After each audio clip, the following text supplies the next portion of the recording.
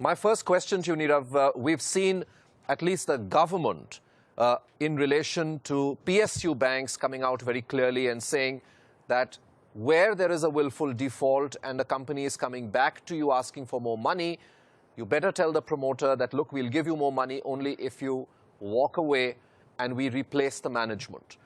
Is that something that could entail any legal issues? Because at the end of the day, that would be a negotiation between a lender and a promoter. You're not saying sell your shares. You're only saying, look, you step away from the management before we give you more money.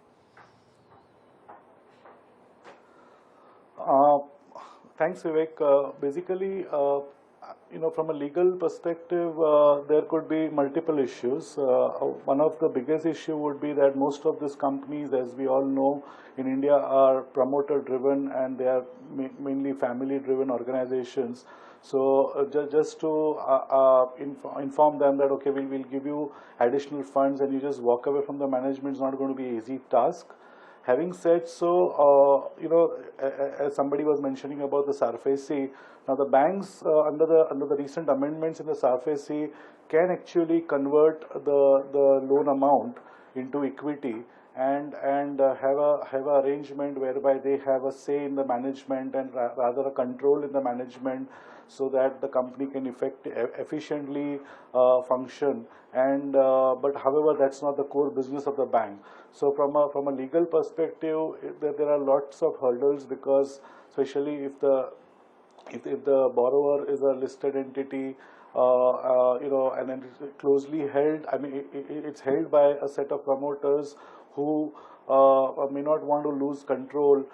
They may not want to put additional money into the business so as to put the skin in the game. So there are going to be challenges and issues in terms of implementing the overall plan that the finance ministry is proposing. You would be advising a large number of corporates, Neerav. Are you seeing a sense of at least fear that banks are stepping up and saying, look, no more money till you don't fix your act? Yes, that is happening. In fact, we are involved in a few of those transactions where the banks have upped the ante and they are looking to get more aggressive with the management and the promoters. I think the underlying point here is that how much is the sacrifice going to be from the promoters, in terms, especially if the corporate or the organization is a running organization, has the potential to move up. So banks have to also factor. You can't just push for having the company go down under. So there has to be a balancing act between the banks and the promoters. And as we have seen in the past, at least in the last 1 year or so, there has been alternate mechanisms like the corporate debt restructuring programs, where the overall value of the debt exposure by the banks is 75% and more. They do get into those kind of structures and just help the corporate float away and try to restructure the overall exposure. But answering your question, yes, we are seeing.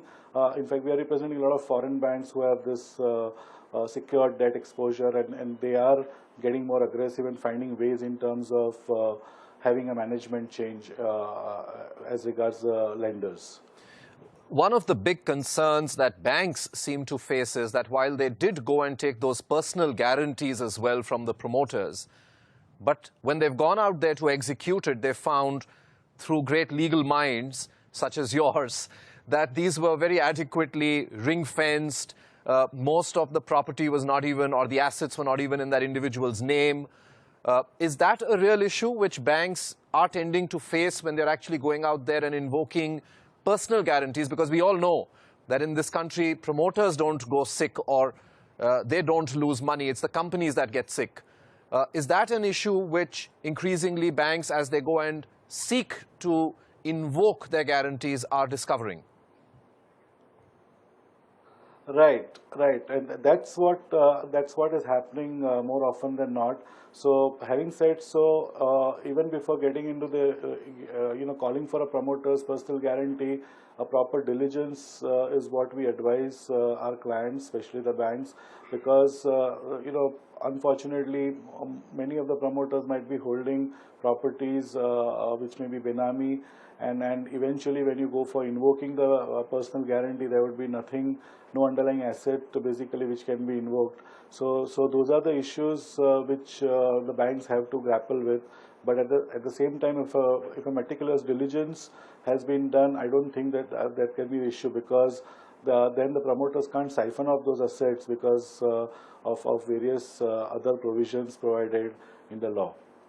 My final question, Neerav, we just heard the State Bank of India Managing Director and CFO also saying that while Sarfasi is a good act, but we found instances where a labour court has put injunction on what otherwise should have been the domain of Sarfasi. My simple question, has Sarfasi worked, or do you think it needs some more fine-tuning for it to really work in fulfilling the role for which it was set up? Well, overall, Sarfasi has been a successful legislation, and it has worked in many of the cases. This particular instance would be an exception to the rule.